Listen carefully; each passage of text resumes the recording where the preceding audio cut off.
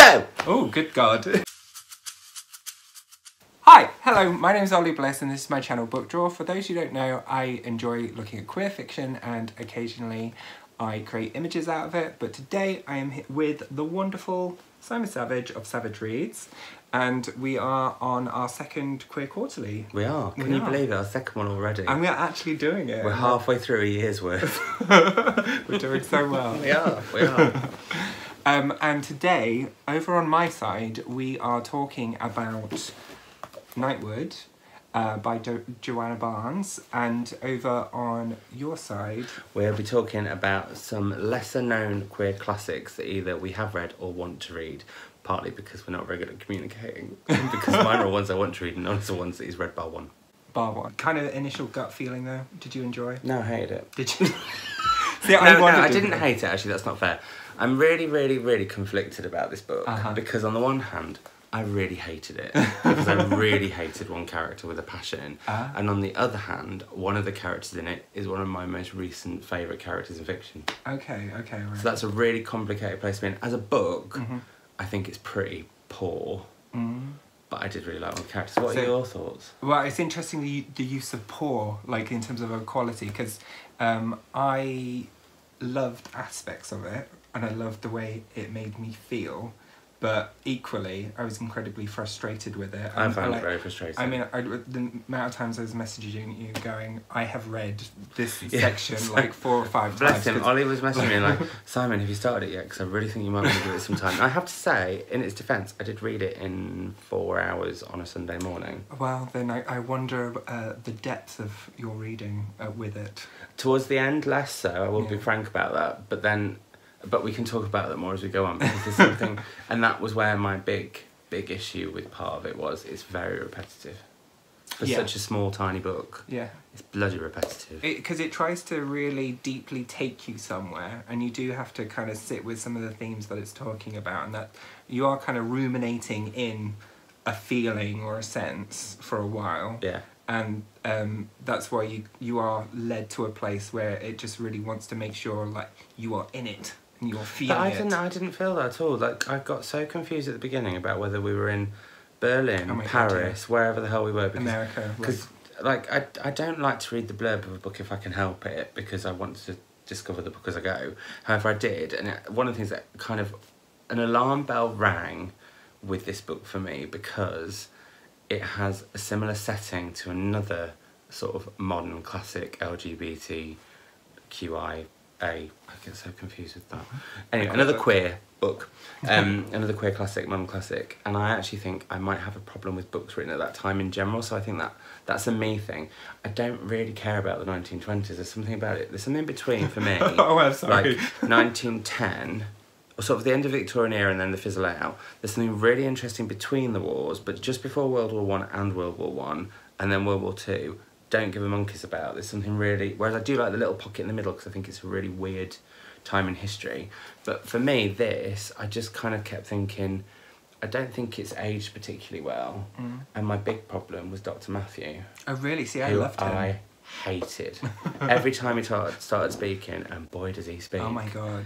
I hated him. But what's really interesting, so many people have said that he's one of their favourite characters, but I loathed him. Whereas Jenny Petherbridge, who's one of the characters who is vile, I bloody loved. Because I thought, I mean, I got the sense that like Nora was really picking holes at her all the way through, and I mean some of the language that Nora she needs uses. to get a grip. She did need. Well, right at the end, I mean, because what I thought was brilliant is, like, I don't want to be spoilery, but in terms of where she's literally told to get a grip by the doctor, which I thought was absolutely brilliant. But I felt like that was a conversation that, as the writer was having with herself, and really the doctor is like therapy for her. No, I think the doctor is the writer's voice interrupting the book too much, which I have a pet peeve about. Anyway. Say that again, I'm trying to follow. The doctor to me was the author trying to get into the book too much. Actually, we should really say, sorry everyone, we should say what the book's about. Yeah, we probably should. And the book is basically about, well, this is where you're not quite sure what it's about. It starts off with the birth of a child, who then suddenly becomes the main protagonist, who ends up falling in love with a woman whose name I've forgotten. not, is it Robin who has the baby? Yeah. He falls in love with this woman, Robin. They have a child together, but she keeps vanishing. And then what is very clever about it is it takes you to the end of one person's perspective and then takes the story forward from somebody else, but slightly back in time, and takes that I found really clever. It so persuades in time. because there's a lesbian love affair in the middle of it. Well, there's a couple of lesbian love affairs in the middle of it. And again, because this is a non-spoiler bit, I don't want to spoil anything particularly, but what's very clever is you start to learn that through the different characters it goes along, and I found that really, really, really interesting. But that is, basically it's described as the love lives of some people in Paris in the 1920s, and that is essentially what it is. Yeah. But really boring. So it's boring. Okay. No. I thought it was like the ultimate breakup. It was like someone really trying to cathartically get over someone and just try and go, I have so many feelings. But there's two characters that go through that, because Robin seems to be this woman who is an allure for everyone. Yeah. We've all been there. There's the whole thing where, you know, initially Robin has this relationship with, is it Felix? Yeah. And who they get married and they have a baby, but she doesn't really want to have a baby. I don't even know where that baby came from, because at one point it was all about how they couldn't have a baby, and then next minute she was giving birth in a bed. Yeah. And she's like, I don't even want it. But that's what I have a problem with, because there's these bits where you're just, it goes forward massively in a sentence, but it throws you. Yeah. There are other authors who do it's that coming in better. Yeah. No, I totally agree with that, because like that's why I was like, okay, where the hell am I right now? Like I literally don't know which time frame I'm in or what. But that's why I think it is Djuna is like Nora, and she's almost reflecting on everything that's happened, but she's doing it through the dialogue with the Doctor, and she's kind of reminiscing, but then she's doing it where it's happening at that moment, but then she's also doing it out but of also time. the thing that I find really tricky with it is there's so many throwaway characters in some ways, because you start off and you're going with Felix to a party where the Doctor is in Berlin, but then they meet each other in a cafe in France about 2 pages later. Nobody's explained they've actually moved to France at that point, you just have to guess. But you don't really need Felix in the book at all. What I found interesting with Felix was I thought it's one of those rare situations where, and I think it's very cleverly done, and I think also it's very of its time, and actually probably the most honest part of the book, is that it's very often it'll be like a straight woman is left by a gay man and she's heartbroken. Okay. Actually in this you get the opposite, because you've got a man who clearly is massively in love with Robin. She can't tell him that she's a lesbian. She's hiding that side of herself as much as she can, apart from when she disappears to go and do whatever she needs to do with Nora or whoever, or Jane, whoever she feels in like. the night. Which also I actually thought was a bad thing, because it didn't... Too coded. It's not... No, I loved the fact that it was about a straight man who's kind of heartbroken by what happens, and what I think is particularly poignant about that is that it's not described as Robin is evil for doing what she does. It's because that's her true nature, but she can't be public with it. But at the same time, because then she becomes a bit of a one, she actually becomes slightly the villain of the piece, which I thought was a weakness, because instead of feeling emotionally tied to her and emotionally in tune with her, you start to find her a bit repugnant. Yeah, but I guess that's the situation of the X. Like, they're always going to be villainised, aren't they? And then the Doctor, just every time the Doctor started speaking, I was like, oh, shut up. He was like just this philosophical windbag who liked to wear women's clothes. Yeah, but that's why I think that he, in some sense, was, again, Nora, because there's lots of things linking to gender and identity, and like how it doesn't matter how you label things, and or whose voice things are, and it felt like it was almost the vehicle for her to have these philosophical questions. But did you not find that he was a bit of a wasted opportunity? Because No, I would have loved to know more about his cross-dressing, and whether it was a gender thing, or whether it was cross-dressing just as in he liked women's clothes, or was it actually a sexual thing? Because you don't really get into that. I would have found that really interesting. I didn't interpret it that way at all. I thought it was more that, like, because... So, Djuna has written this, and if you think of it at that time, as a female writer trying to have these really big, grandiose, kind of what does it all mean views and be able to articulate them and put them down on paper, I took it as like she actually used an authoritative figure and a male to help make it more palatable to the public. So by using like the doctor as that way of being able to have that conversation. See, I didn't see that at all. I saw him as being her wanting to also look at, I thought she was trying to tick off boxes of what she wanted to talk about. So she wants to talk about the lesbian experience, but with him I couldn't work out whether she was trying to talk about the cross-dressing or trans or gay or whatever it was. And what I thought, whilst on one hand that's great because it's all about fluidity, and that is one thing that I really believe in. I think that queerness is fluid, and I think all of those things are fluid, and gender can be fluid, and that I found very progressive. But I also found it quite frustrating that the Doctor just seemed to be this vocal point. And I've had a real problem with it recently, actually, in another book, which I got so excited about reading, which is called Confessions of the Fox, which is by Geordie Rosenberg, who is a trans male writer, and he's an academic of gender studies and queer theory, and he's written this book about about a character in history called Jack Shepherd, but as if Jack Shepherd was trans.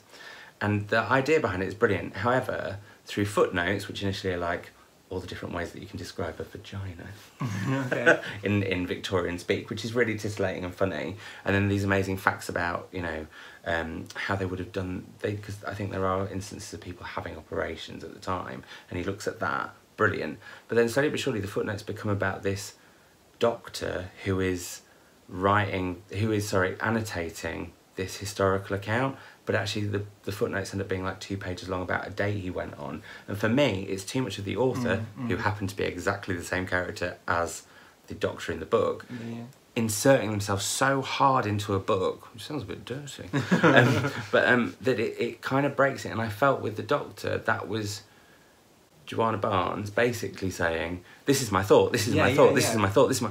You don't need to be so heavy-handed with something, I don't think. But I think that's why the positioning of him having that mixture of identity and playing with that, and because it talks about it doesn't matter if it's a male, a boy or a girl, and how their roles in a relationship switch, and like it's the experience of the being. But what I think alienated me from it was it's done in a really dense, oh my god, unrelenting, quite patronising tone. So, for example, right, so what I want to say about I found the Jenny Petherbridge page. So there's 2 bits that I loved about this. So it says Jenny Petherbridge was a widow, a middle-aged woman who had been married 4 times. Each husband had wasted away and died. She had been like a squirrel racing a wheel day and night in an endeavour to make them historical. They could not survive it. That is amazing, Ryan.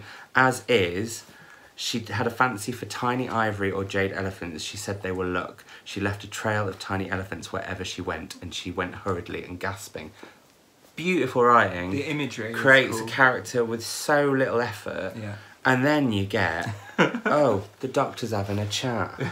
Oh, it never stops. And I found that really grating, because I just felt like there was some bits that were so condensed and beautifully done that I was really struggling with the Doctor. And to be honest, and as I said this at the end, when the Doctor started speaking, I did this thing where I would read it, but then I'd try the next page, and what I'd do is I'd check every few paragraphs, and nothing had happened. It was just him still having the same spiel, and I just thought, that's not for me. Yeah, no, I mean, because to be fair, there are like 2 or 3 pages per bit where it is a continuous stream of consciousness. It's just a tirade. And but it's still talking about the same thing, but it is that drunken kind of endless ramble. But I quite like that in terms of like, I could imagine having a beer, sat down in the middle of the night, having a really good kind of, what's it all about, Ollie, type of a chat, and just going on a little rabbit hole with him. Ollie's a really good fun night. It's weird that every so often I say sometimes books need to be longer. I felt weirdly this book needed to be longer because the Doctor is I don't know if I could handle much more Doctor. No, but less. I would keep him at the amount he is, but I would have padded it a lot more with I found Jenny, like I said, really fascinating character. And also she's kind of the bisexual character in the book, in the fact that she's had these husbands. And it might be that she's been hiding her sexuality, but that's the other thing, you don't get to the crux of her. No, but I like... And also, I didn't understand how, from a slight spoiler, sorry, they're in a carriage together and she's scratching Robin's face, and next thing they're off having an illicit affair. And she's just basically beating her up in a blinking carriage. But that's a running theme, isn't it? Because you've got the dog who gets beaten up and then remains loyal, then right at the end, when Nora attacks the dog. Well, right, so that ending... Are we getting into the end of now? But before we do, sent us a Batsy dog home, that's all I'm saying. That chapter, I love the chapter title, The Squatter. I mean, that encapsulates their character. It does, and that's single. But that is what's. But again, it's great that the characters capture everything. Like there's one that's about the Night Watch or something, which is weird because one of Sarah Waters' books is called The Night Watch. And I did wonder if there was a little nod to that. Yeah. But yeah, I just. Some of the characters, like Go Down Matthew, bad choice there, Simon. That's not the one that I meant. That's not about what you might think. Come on, Matthew. But like Where the Tree Falls, there's just things like that where it's clever because it's foreshadowing. Really that was the worst chapter I felt. That was like the proper decline into the. But I do like that foreshadowing. She uses a sentence to foreshadow or to sum up what she's writing, and that's great as well.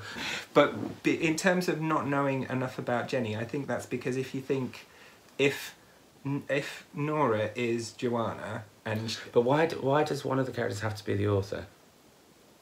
I think she's everyone, isn't she, anyway, because she has written it. But I mean, I think this is a direct experience that she's had. I mean, it feels like, to me, that she is ranting and she's trying to recover from basically being done over by her previous love affair, who's run off and had an affair, and she sees Jenny as the other woman, and who is such a catalyst in the book, not bothered to give her backstory. Because she doesn't want to give her anything. She's taken enough from her. But for me, that's a bit lame and lazy, because... I don't think it's lazy, I think it's... Because she's so hurt by her. She's come in and she's stolen her woman. Yeah, but that's assuming that... But that's making the assumption that Joanna is Nora, and I don't think she is. Do you know? I think, well, if she is any character, I never like to think that an author is any of the characters. I like to think I know that it's created from their brain, so it comes from their brain, but I think they all probably have bits of an author in them. But for me, if Joanna was a character, I think she would be the Doctor, because she's the one who's I think she is both. I think that's why they're having that dialogue. It's almost like it's almost like older Joanna's talking to younger Joanna or something. And she's helping herself through that breakup and that's why she's having that dialogue to kind of get over it. For me, I'm going to be really frank, right, and say this really honestly, I think this has become famous because it's one of the first books to portray that relationship, not necessarily because it's one of the best books of its time written about it. I don't know, for me it was just a bit of a dud. A dud? I certainly wouldn't call it a dud.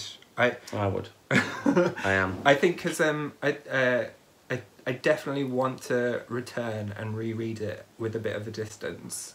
You just can't do it to yourself. I think it's one which I want to do. This was a bit audio. of a painful few hours. Because it took me a couple of weeks, and I did it certainly wasn't. Chapters. Reading it is like drinking wine with a pearl dissolving in the glass. Well, I might have choken on that pearl.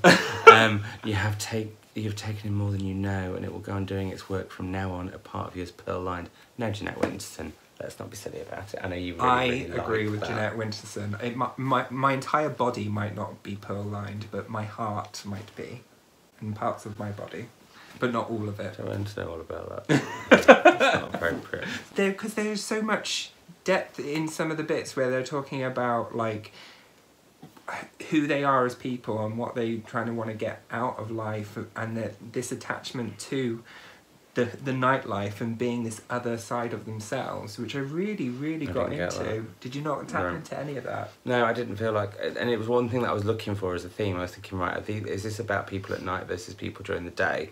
Is it about the dark and the light? Is it about it's like a bit Jekyll and Hyde was what I was hoping that there would be.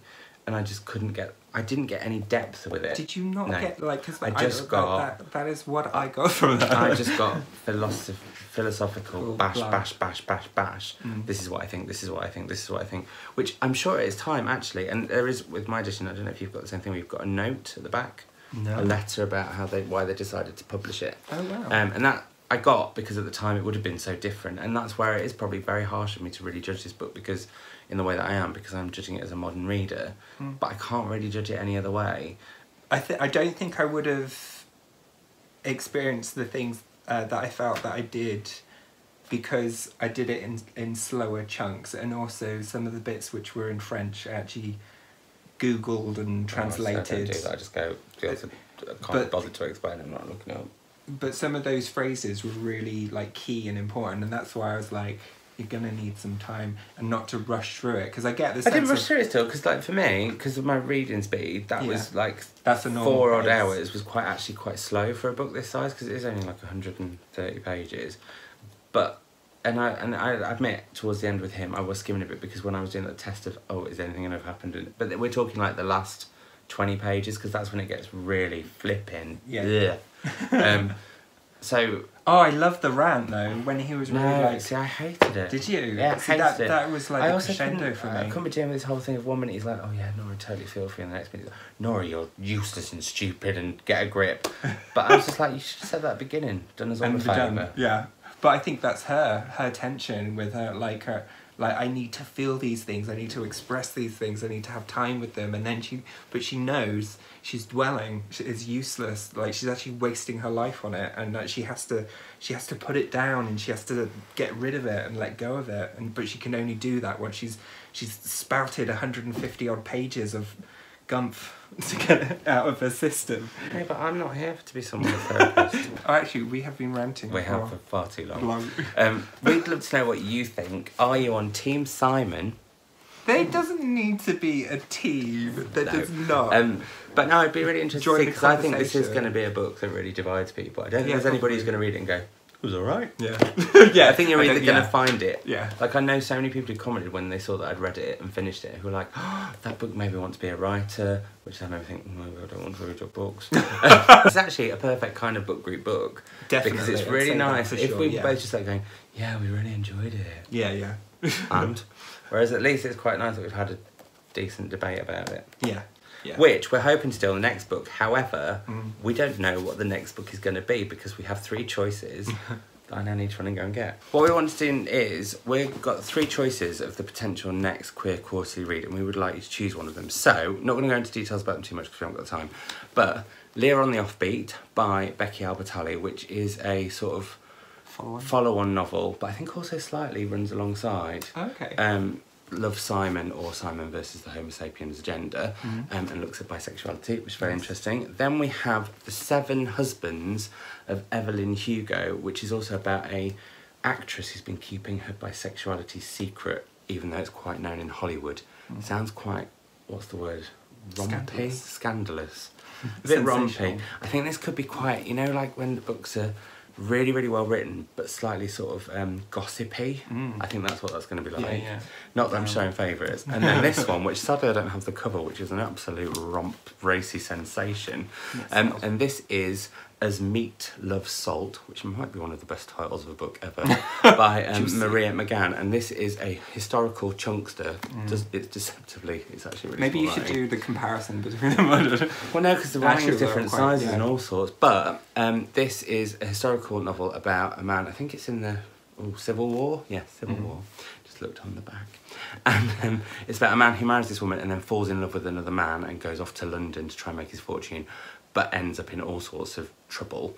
And apparently it's a really, really dark, slightly gory, but very gripping. It says actually on the back, an electrifying erotic thriller. Oh, I haven't had a thriller for a while, so that could be quite... I've not had an erotic thrill for a while, so this could be interesting. So yeah, we'd love you to vote on which of those you would like us to read. How long have they got? You've got like 2 weeks. Okay. And then from this video going live. Right. Yeah, that'd be really helpful. That would be massively helpful. We'd love your thoughts on Nightwood, which I've now buried under the books. Absolutely. And we will be on my channel today talking about classic queer literature that's kind of gone underground a little bit that maybe more people should be reading. Ones that we have read, ones that we haven't read. I've not read any of mine. Ollie's read some of his. So yeah, I'm doing the exit of your video. Thanks. I mean, it's been fab. Basically, we'll see you over on Simon's real soon. Okay. Or if you've already been there. Yeah. Thanks Ollie for will coming. see you in his next video. Thanks for being here. It's been fab having you here. Do subscribe to him. Yes, please do. Thank you, Simon. He's not. See you later. Bye. Bye. You as well. I'm sorry.